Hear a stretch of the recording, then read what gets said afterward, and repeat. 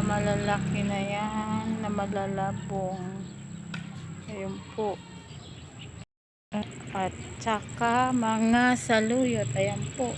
Kasalukuyan po namin tinatabaan yung mga yan. Yan. At saka may mga ampalaya din po na madami. Talbusan po. Dito po sa ampalaya na to may nakatanim din pong mga pechay yan.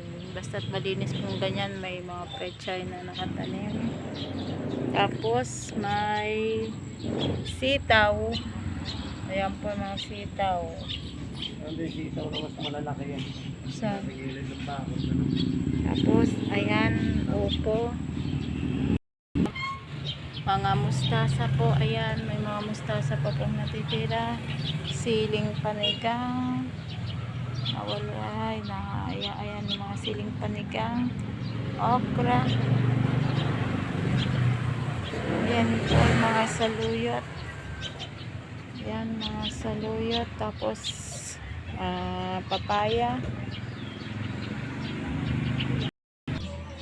Ang aming patola ay kasalukuyan pong namumulaklak pa lang.